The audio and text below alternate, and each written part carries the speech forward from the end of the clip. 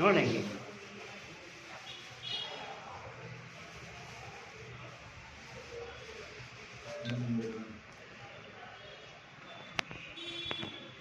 ಈ ದಿನ ಅಕ್ಷರದ ಮಾತೆ ಸಾವಿತ್ರಿಬಾಯಿ ಫುಲೆಯವರ ಜನ್ಮ ದಿನಾಚರಣೆಯನ್ನು ನಮ್ಮ ದಾಸಂಸ ಅಂಬೇಡ್ಕರ್ ವಾದದ ತಾಲೂಕು ಕಚೇರಿಯಲ್ಲಿ ಆಚರಣೆಯನ್ನು ಮಾಡ್ತಾರೆ. ನಮಗೆ ಮೊದಲು ಪಾಠಶಾಲೆ ಯಾವುದು ಅಂದರೆ ಮನೆ. ನಮಗೆ ಮೊದಲ ಶಿಕ್ಷಕಿ ತಾಯಿ. ಎಲ್ಲರೂ ಕೂಡ ನಮಗೊಂದು ಅಕ್ಷರ ಬರಬೇಕಾದ್ರೆ, ಮಾತು ಬರಬೇಕಾದ್ರೆ ತಾಯಿ ಮುಖ್ಯ ಕಾರಣ. ಅಷ್ಟೇ ಮುಖ್ಯವಾದವರು ನಮ್ಮ ಸಾವಿತ್ರಿಬಾಯಿ ಫುಲೆಯವರು. ಯಾಕೆ ನಮ್ಮ ತಾಯಿ ಸಮಾನರವರು ಅಂತ ನಾನು ಹೇಳಕ್ಕೆ ಇಷ್ಟಪಡ್ತೀನಿ ಅಂದರೆ, ನಮಗೆ ಅಮ್ಮ ಅಪ್ಪ ಊಟ ಇವೆಲ್ಲ ಕಲಿಸ್ಕೊಟ್ಟಿದ್ದು ನಮ್ಮ ತಾಯಿ. ನಮ್ಮ ತಾಯಿ ತಂದವರಿಗೆ ಒಂದಷ್ಟು ಅಕ್ಷರವನ್ನು ನಮ್ಮ ಹಿರಿಯರಿಗೆ ನಮಗೆ ಪ್ರೇರಣೆಯಾಗಿದ್ದು ಸಾವಿತ್ರಿಬಾಯಿ ಫುಲೆಯವರು. ಜನವರಿ 3ನೇ ತಾರೀಕು 1831ರಲ್ಲಿ ಅವರು ಸತಾರಾ ಜಿಲ್ಲೆಯ ನೈಗಾವ್ ಅನ್ನೋ ಹಳ್ಳಿಯಲ್ಲಿ ಜನಿಸ್ತಾರೆ. ಅವರ ಜನಿಸಿದ 9 ವರ್ಷಕ್ಕೆ ಅವರಿಗೆ ಮದುವೆ ಆಗುತ್ತೆ. ಶಿಕ್ಷಣದ ಅಧಿಕಾರ, ಶೋಷಿತ ವರ್ಗಗಳಿಗೆ ಶಿಕ್ಷಣವನ್ನು ನೀಡಿದಂಥ ಜ್ಯೋತಿಬಾ ಫುಲೆಯವರ ಜೊತೆ ಇವರು ಮದುವೆ ಆಗುವುದು. ಇವರು 1831ರಲ್ಲಿ ಹುಟ್ಟಿದರೂ ಕೂಡ 9 ವರ್ಷಗಳ ನಂತರ ಇವರಿಗೆ ಮದುವೆ ಆಗುತ್ತೆ. ಸಣ್ಣ ವಯಸ್ಸಿನಲ್ಲೇ 1846ರಲ್ಲಿ ಇವ್ರಿಗೂ ಅವತ್ತು ಶಿಕ್ಷಣ ಇರೋದಿಲ್ಲ. ಈ ದೇಶದ ಮನುವ್ಯವಸ್ಥೆ ಶೂದ್ರಾತಿ ಶೂದ್ರರಿಗೆ ಶಿಕ್ಷಣವನ್ನು ವಂಚಿಸಿತ್ತು. ಆ ಸಂದರ್ಭದಲ್ಲಿ ಈ ದೇಶವನ್ನು ಬ್ರಿಟಿಷರು ಆಳ್ತಾ ಇರ್ತಾರೆ. ಆ ಬ್ರಿಟಿಷರ ಕ್ರಿಶ್ಚಿಯನ್ ಮಿಷನರಿಗಳ ಒಂದು ಪರಿಣಾಮದಿಂದ ಆ ಶಾಲೆಗೆ ಜ್ಯೋತಿಬಾ ಫುಲೆಯವರು ಸೇರಿಕೊಂಡು ಶಿಕ್ಷಣವನ್ನು ಪಡೆದಿರ್ತಾರೆ.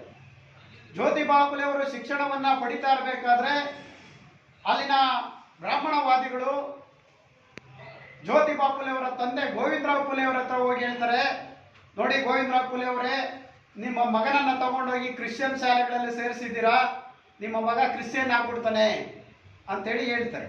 ಗೋವಿಂದರಾವ್ ಫುಲೆಯವರು ಹೌದು, ನನ್ನ ಮಗ ಕ್ರಿಶ್ಚಿಯನ್ ಆಗ್ಬಿಡ್ತಾನೆ ಅಂತೇಳಿ ಅವರನ್ನು ಶಾಲೆಯನ್ನು ಬಿಡಿಸ್ತಾರೆ. ಆಗ ಒಬ್ಬ ಕ್ರಿಶ್ಚಿಯನ್ ಶಿಕ್ಷಕ ಮತ್ತು ಇನ್ನೊಬ್ಬರು ಮುಸ್ಲಿಂ ಶಿಕ್ಷಕ ಇಬ್ಬರು ಗೋವಿಂದರಾವ್ ಫುಲೆಯವರ ಮನೆಗೆ ಹೋಗ್ತಾರೆ. ಹೋಗಿ ಆ ಗೋವಿಂದರಾವ್ ಫುಲೆಯವರನ್ನ ಹೇಳ್ತಾರೆ, ನೋಡಿ ನಿಮ್ಮ ಮಗನನ್ನು ಶಾಲೆಗೆ ಕಳಿಸಿ, ಒಳ್ಳೆ ವಿದ್ಯಾವಂತ, ಒಳ್ಳೆ ಸ್ಟೂಡೆಂಟ್ ವಿದ್ಯಾರ್ಥಿ, ನಿಮ್ಮ ಮಗನನ್ನು ಶಾಲೆಗೆ ಕಳಿಸಿ. ಇಲ್ಲ ನಿಮ್ಮ ಶಾಲೆಗೆ ಕಳಿಸಿದ್ರೆ ನನ್ನ ಮಗ ಕ್ರಿಶ್ಚಿಯನ್ ಆಗ್ಬಿಡ್ತಾನೆ ಅಂತ ಹೇಳ್ತಾರೆ. ಅವರು ಒಂದು ಕ್ವಶನ್ ಅನ್ನ ಕೇಳ್ತಾರೆ ಇದು ಗೋವಿಂದರಾವ್ ಫುಲೆಯವರಿಗೆ, ನೋಡಿ ನಮ್ಮ ಶಾಲೆಯಲ್ಲಿ ನಿಮ್ಮ ಮಕ್ಕಳೆಲ್ಲ ಓದ್ತಾ ಇರ್ತಕ್ಕಂಥದ್ದು ಬ್ರಾಹ್ಮಣರ ಮಕ್ಕಳು ಓದ್ತಾ ಇದ್ದಾರೆ, ಅವ್ರೇನಾದರೂ ಅವರು ಕೂಡ ಕ್ರಿಶ್ಚಿಯನ್ ಆಗ್ಬಿಡ್ತಾರ, ಅವ್ರ ಮಕ್ಕಳನ್ನ ಯಾಕೆ ಸೇರಿಸಿದ್ದಾರೆ ಅನ್ನೋ ಪ್ರಶ್ನೆಯನ್ನು ಎತ್ತಾರೆ. ಆಗ ಗೋವಿಂದರಾವ್ ಫುಲೆಯವರಿಗೆ ಅರ್ಥ ಆಗುತ್ತೆ, ಹೌದು ಅಂತೇಳಿ ಮತ್ತೆ ಅವರು ಶಾಲೆಗೆ ಕಳಿಸ್ತಾರೆ. ಶಾಲೆಗೆ ಕಳಿಸಿದ ನಂತರ ಅಲ್ಲಿ ಜ್ಯೋತಿಬಾ ಫುಲೆಯವರು ಶಿಕ್ಷಣವನ್ನು ಪಡೆದು 1846ರಲ್ಲಿ ತನ್ನ ಹೆಂಡತಿಗೆ ಶಿಕ್ಷಣವನ್ನು ಕಲಿಸಿಕೊಡ್ತಾರೆ.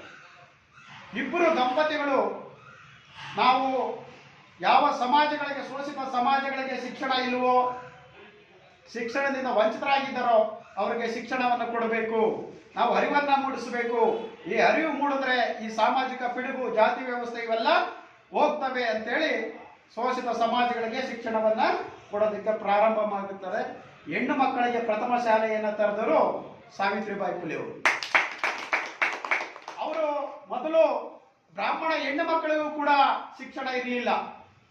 ಈ ದೇಶದಲ್ಲಿ ಬ್ರಾಹ್ಮಣ ಹೆಣ್ಣು ಮಕ್ಕಳನ್ನ ಸೇರಿದಂತೆ ಯಾವುದೇ ಹೆಣ್ಣು ಮಕ್ಕಳಿಗೆ ಶಿಕ್ಷಣ ಇರಲಿಲ್ಲ. ಎಲ್ಲ ಹೆಣ್ಣು ಮಕ್ಕಳಿಗೆ ಶಿಕ್ಷಣದ ಶಾಲೆಯನ್ನು ತೆರೆದಂತರು ಸಾವಿತ್ರಿಬಾಯಿ ಫುಲೆಯವರು. ಅವರು ಶಾಲೆಗೆ ಪಾಠವನ್ನು ಮಾಡಕ್ಕೆ ಹೋಗ್ಬೇಕಾದ್ರೆ ಮೇಲ್ವರ್ಗದ ಹೆಣ್ಣು ಮಕ್ಕಳು ಸೇರಿದಂತೆ ಮೇಲ್ವರ್ಗದ ಬ್ರಾಹ್ಮಣವಾದಿಗಳು ಅವರಿಗೆ ಟೊಮೆಟೊ ಮತ್ತೆ ಮೊಟ್ಟೆ ಮತ್ತು ಸಗಣಿಯಿಂದ ಹೊಡಿತೇವೆ. ಆಕೆ ಶಾಲೆಗೆ ಹೋಗ್ತಿದ್ದಂಗೆ ತಡಿತಾ ಇದ್ರು. ಆದರೂ ಕೂಡ ಸಾವಿತ್ರಿಬಾಯಿ ಫುಲೆ ಅವರು ಒಂದು ಬ್ಯಾಗ್ ಇಟ್ಕೊಂಡಿದ್ರು. ಆ ಬ್ಯಾಗ್ ಅಲ್ಲಿ ಒಂದು ಹೊಸ ಸೀರೆಯನ್ನು ಇಟ್ಕೊಂಡು ಆ ಶಾಲೆಗೆ ಹೋಗಿ ಅಲ್ಲಿ ಮಕ್ಕಳ ಮುಂದೆ ನಾನು ಗಲೀಜಾಗಿರಬಾರ್ದು ಅಂತೇಳಿ ಅದನ್ನು ಬದಲಾಯಿಸಿಕೊಂಡು ಆ ವಿದ್ಯಾರ್ಥಿಗಳಿಗೆ ಪಾಠವನ್ನ ಮಾಡ್ತಾರೆ. ಆ ಸಂದರ್ಭದಲ್ಲಿ ಶಿಕ್ಷಣ ಕೊಡೋದಕ್ಕೆ ಬ್ರಾಹ್ಮಣ ವ್ಯವಸ್ಥೆ ಬಿಡ್ತಾ ಇರಲಿಲ್ಲ. ಆದ್ರೂ ಕೂಡ ಅವ್ರಿಗೊಂದ್ಸರಿ ಕಲ್ಲಲ್ಲಿ ಹೊಡಿತಾರೆ, ಹಣೆಗೆ ಬಿದ್ದು ರಕ್ತ ಸುರಿತಾ ಇರುತ್ತೆ. ಆದ್ರೂ ಕೂಡ ಆಕೆ ಪಾಠವನ್ನ ಮಾಡೋದನ್ನ ನಿಲ್ಲಿಸಲಿಲ್ಲ. 18 ಶಾಲೆಗಳನ್ನ ತೆರೀತಾರೆ.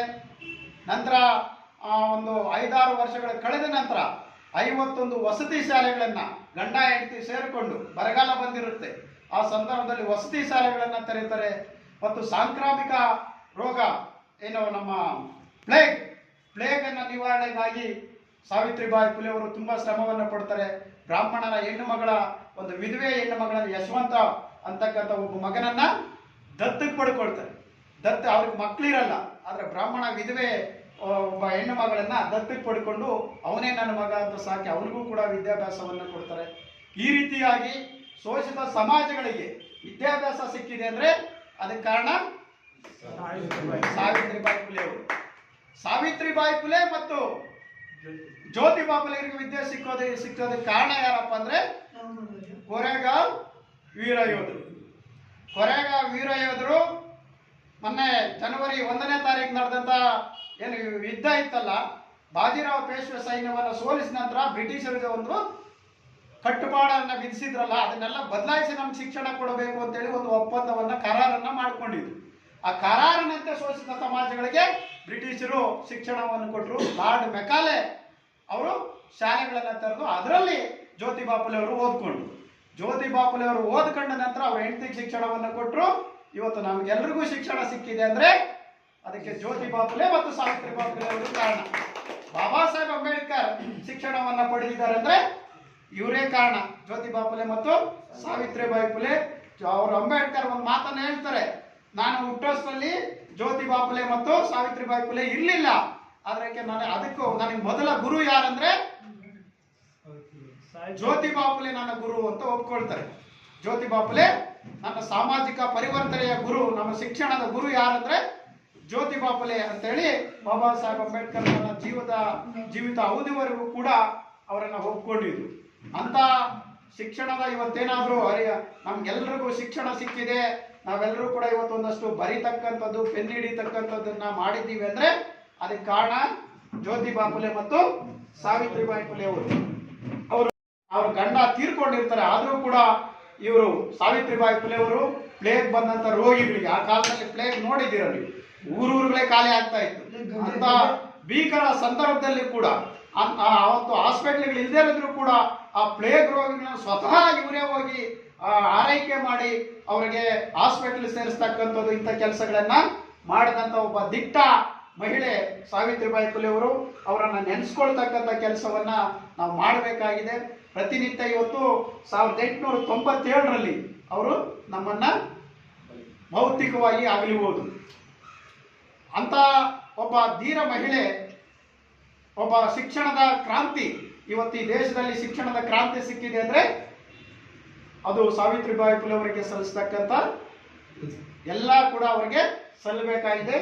ಇವತ್ತು ನಾವು ಅವರಿಗೆ ಗೌರವವನ್ನು ಸಲ್ಲಿಸೋದ್ರ ಮೂಲಕ ನಮ್ಮ ಕಚೇರಿಯಲ್ಲಿ ಸರಳವಾಗಿ ಈ ಒಂದು ಕಾರ್ಯಕ್ರಮವನ್ನು ಆಚರಣೆ ಮಾಡ್ತಿದ್ದೀವಿ. ಈ ನಿಟ್ಟಿನಲ್ಲಿ ನಾವೆಲ್ಲರೂ ಕೂಡ ಇವತ್ತು ಶಿಕ್ಷಿತರಾಗಬೇಕು. ಇವರ ಆದರ್ಶಗಳಿದೆ ಅಲ್ಲ, ಜ್ಯೋತಿಬಾ ಫುಲೆ ಮತ್ತು ಸಾವಿತ್ರಿಬಾಯಿ ಫುಲೆ, ಬಾಬಾ ಸಾಹೇಬ್ ಅಂಬೇಡ್ಕರ್ ಮತ್ತೆ ಛತ್ರಪತಿ ಶಾಹು ಮಹಾರಾಜ್, ಇಂಥ ಮಹಾನ್ ನಾಯಕರ ಆದರ್ಶಗಳನ್ನ ನಾವು ಕೊಂಡೊಯ್ಯಬೇಕು. ನಮ್ಮ ಅಂತರಾಳಕ್ಕೆ ನಮ್ಮ ತಲೆಗಳಲ್ಲಿ ತುಂಬ್ಕೋಬೇಕು, ಸಗಣಿಯನ್ನು ತುಂಬಿಕೊಳ್ಳೋದಲ್ಲ. ನಾವು ಆ ಕೆಲಸವನ್ನ ಮುಂದುವರಿಸಬೇಕಾಗೈತೆ. ಅವರ ಹೋರಾಟಗಳ, ಅವರ ಧ್ಯೇಯಗಳೇನಿದ್ವು, ಗುರಿಗಳೇನಿದ್ವು, ಅದನ್ನು ಮುನ್ನಡೆಸುವ ಜವಾಬ್ದಾರಿ ಇವತ್ತು ನಮ್ಮ ಮೇಲಿದೆ. ಅದರಿಂದ ನಾವೆಲ್ಲರೂ ಕೂಡ ಪ್ರಾಮಾಣಿಕವಾಗಿ ಚಳುವಳಿಯನ್ನ ಕಟ್ತಕ್ಕಂಥ ಕೆಲಸವನ್ನ ಏನ್ ಮಾಡಬೇಕು, ಮಾಡಬೇಕು. ಸುಮ್ಮನೆ ಸಾವಿತ್ರಿಬಾಯಿ ಫುಲೆ ಇವರನ್ನ ಇವತ್ತು ನಮ್ಮ ದೇಶ ಒಬ್ಬ ಶಿಕ್ಷಕಿಯ ಸ್ಥಾನದಲ್ಲಿ ಈ ದೇಶದಲ್ಲಿ ಪ್ರತಿ ವರ್ಷ ಇವರ ಹುಟ್ಟುಹಬ್ಬವನ್ನು ಆಚರಣೆ ಮಾಡಬೇಕಾಗಿದೆ. ಯಾವುದೋ ಸರಸ್ವತಿ ಪೂಜೆಯನ್ನಲ್ಲ ಶಾಲೆಗಳಲ್ಲಿ ಮಾಡ್ತಕ್ಕಂಥದ್ದು. ಎಲ್ಲ ಕಚೇರಿಗಳಲ್ಲಿ, ಎಲ್ಲ ಮನೆಗಳಲ್ಲಿ ಇವತ್ತು ಯಾರನ್ನು ಪೂಜಿಸಬೇಕು? ಸಾವಿತ್ರಿಬಾಯಿ ಫುಲೆಯನ್ನ, ಜ್ಯೋತಿಬಾ ಫುಲೆ ಅವರ ಜಯಂತಿಗಳನ್ನ ನಾನು ಸರ್ಕಾರಕ್ಕೆ ಒಂದು ಒತ್ತಾಯವನ್ನ ಮಾಡ್ತೇನೆ.